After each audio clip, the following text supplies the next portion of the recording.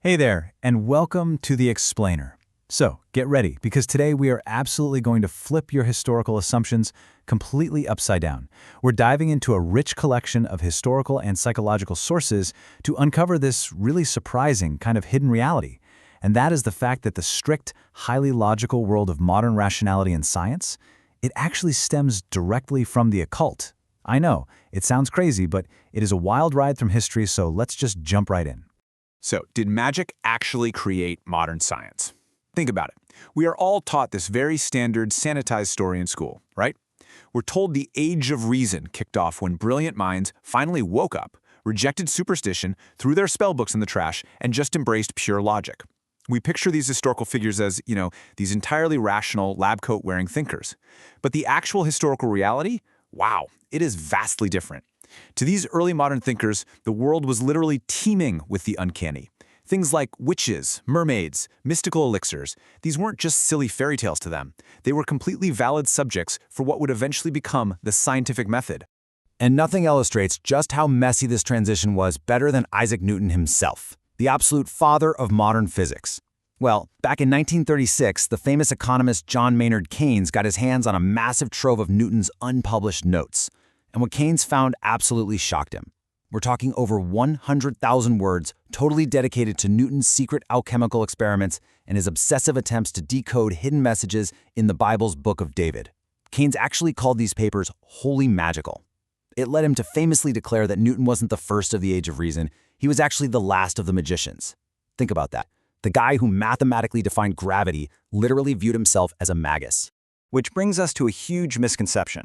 The traditional narrative just tells us, hey, science triumphed over superstition, end of story. But the historical reality is so much more complex.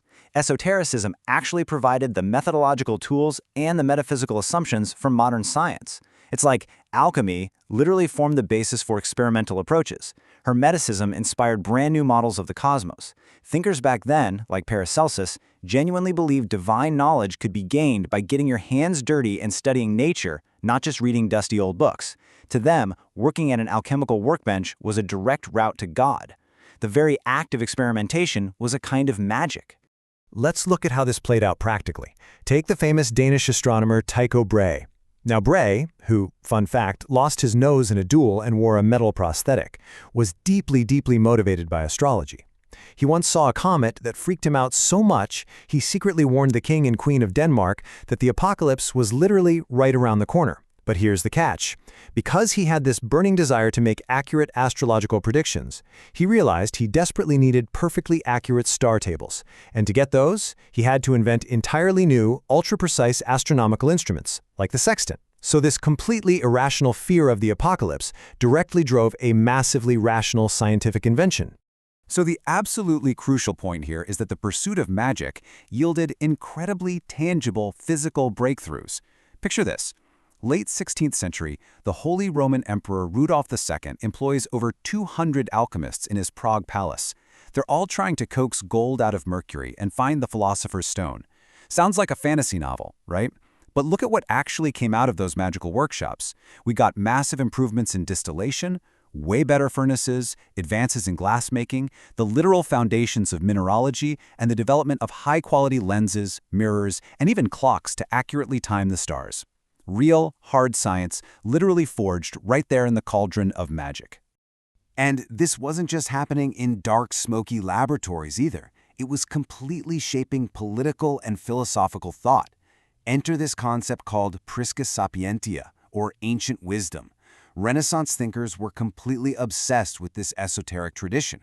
You had utopian authors dreaming up these ideal, hyper-rational societies, and they were heavily influenced by ancient mystical writings like the Corpus Hermeticum.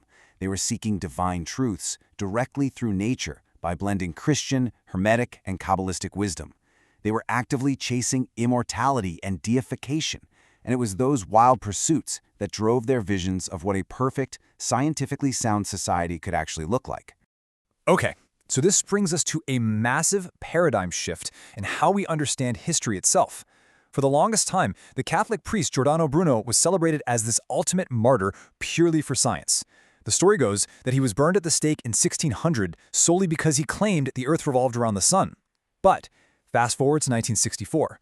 A British historian named Frances Yates publishes this groundbreaking book, and she proves that Bruno was actually executed primarily for espousing the Hermetic tradition.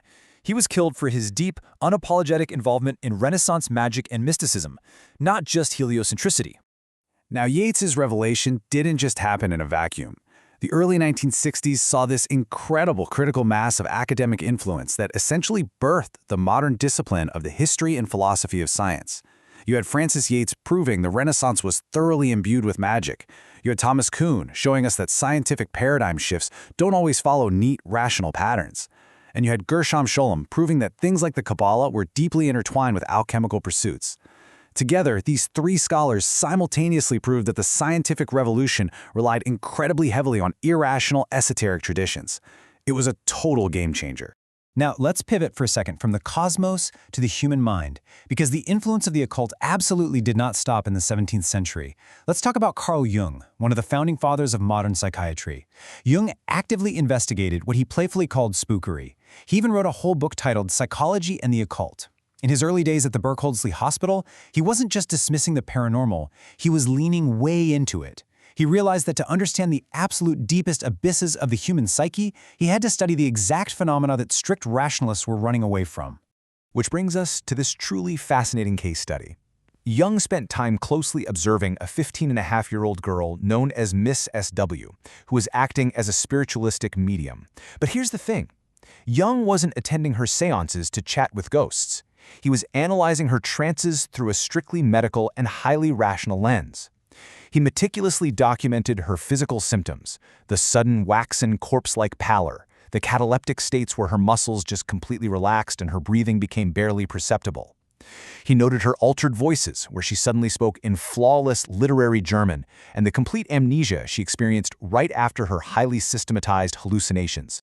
Now, as you might guess, Jung's peers, especially Sigmund Freud, were incredibly skeptical of all this. Freud basically told him to keep a cool head and not sacrifice reason just to understand something weird. But Jung defended his investigations passionately. In a 1911 letter to Freud, he promised that he would return laden with rich booty for our knowledge of the human psyche. He literally told Freud he needed to intoxicate himself on magic perfumes to truly understand the unconscious. He took the deeply irrational visions of a teenage medium and successfully used them to help build the foundational concepts of modern psychology. How wild is that? And guess what? This practice of transforming the mystical into the rational, it is still happening across the globe today. Over in Turkey, ancient Turkic shamanism has evolved into neo-Tengrism. But now, it's not framed as magic, it's framed as a rational, secular identity focused heavily on modern environmental issues. Or look at neo-spiritism. Books written during 1960s seances are literally being published right now, and their followers are validating them using the complex language of modern quantum physics. Even in philosophy, we see movements like Christian atheism, where thinkers like Slavoj Žižek take the theology of Christianity and strip it right down to a secular, dialectical materialist logic. So this brings us right back to the core recurring motif of our whole explainer today, extracting the rational kernel within the mystical shell, from Tycho Brahe building the sextant because he wanted to predict the apocalypse, to Carl Jung building modern psychiatry by analyzing teenage trances, to sociologists observing quantum spiritualists today. Human knowledge and science have literally always progressed by mining profound truths from the seemingly irrational.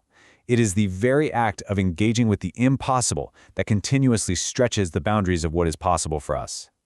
So I want to leave you with a final, provocative thought to chew on.